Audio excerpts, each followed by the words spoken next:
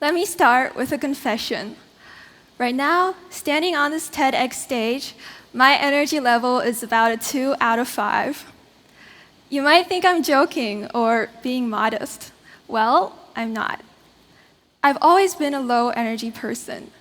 Other people can do 10 things a day, I do 2, and I'm completely drained. But I'm not standing here because I fixed that problem. Actually, it's the opposite. I'm standing here because I finally tried stopping to fix it. This isn't a story about becoming stronger. It's a story about making peace with myself. Let me paint you a picture. I started at a new school, and for the first month, I didn't say a single word to anybody. Not because I disliked them, not because I had social anxiety. I just simply had no energy. Saying hello needs energy. Starting a conversation takes energy. Even saying nice weather today felt like lifting a brick. After a month, I started to hear people talking behind my back. That girl is so cold. Does she think she's better than us? And I thought, I didn't even have the energy to look at you. How could I possibly have the energy to look down at you? This is a daily life of a low energy person. I'm kind of used to getting misunderstood when my silence sounds like arrogance and coldness. But back then, I didn't understand any of this. All I know is I was different, and I thought that was wrong. So I had a secret dream. Not to become an astronaut or a scientist. I want to become a real high-energy person. Yeah, like those kind of people who can wake up at 6 a.m. to run and reply to 300 messages a day without feeling exhausted. You can guess how that happened. I failed completely. But then something happened. A teacher pushed me into a small speech contest. About 20 people in the audience. I didn't really want to go, but I had no choice. And it turned out to be pretty well. However, after the event, my first thought wasn't, I can do this. It only went well because the audience was familiar and small. I was too lucky. Did you see what I was doing? Even with the evidence right in front of me, I had done it. I still predicted failure and credited it to luck. I couldn't escape the thought of low energy being a drawback. I still didn't believe in myself. So I made a slightly self-challenging decision, signed up for a much bigger contest in a formal setting. And then the thing I was most afraid of happened. In the middle of my speech, my mind went completely blank. I was on stage and I forgot my words. And there was this voice screaming in my head, like, I knew it, I just can't do this. I'm just not good enough.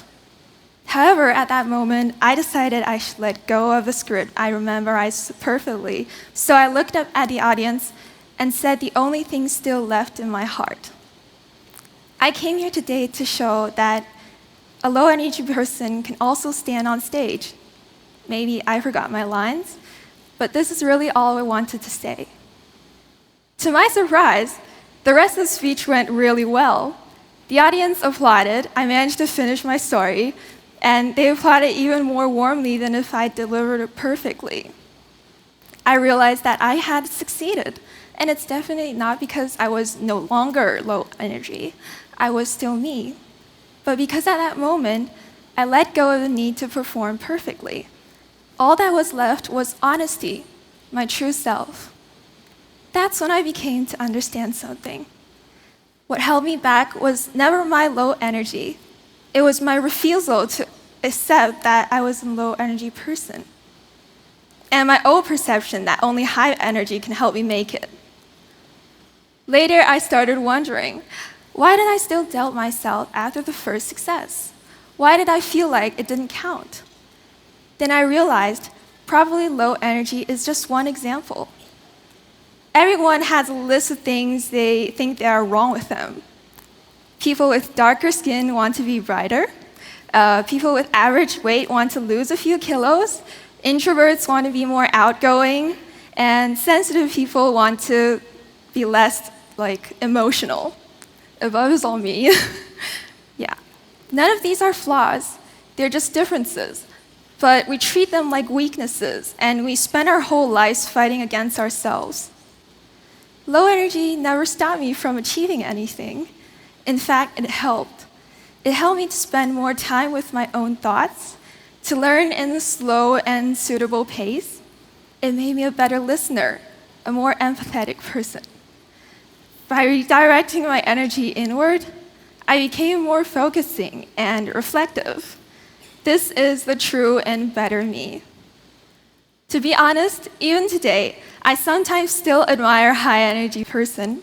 Watching them chat easily at parties, getting 10 things done before noon and not feeling tired, I still think, wow, that must be great.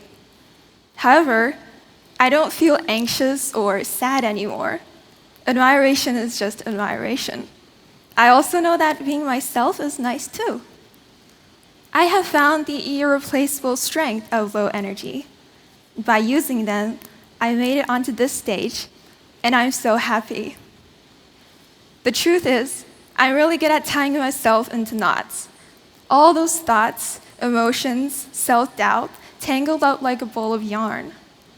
But I've learned something. I don't try to cut through it, because I can't. I just untangle it, bit by bit. For me, making peace with myself is exactly that, untangling slowly. It helps me to see two things clearly: facts and judgments. Fact, today I'm tired and I'm not feeling like doing anything. I'm quiet. I forgot my words on stage. Judgment, this is wrong. I should be more active in socializing.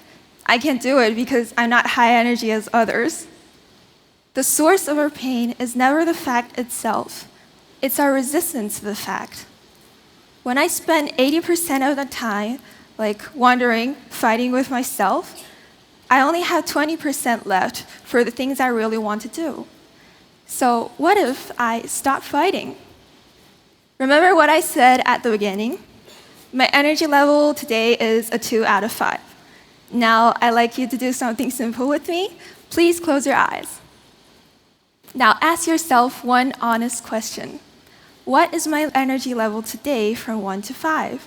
When you have your answer, please put out that many fingers and raise your hand. Thank you. Okay, please open your eyes and look around.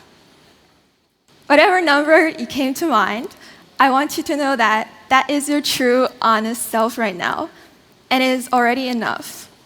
What I've learned from the journey is, don't try to be the best someone, but be the better you. Thank you.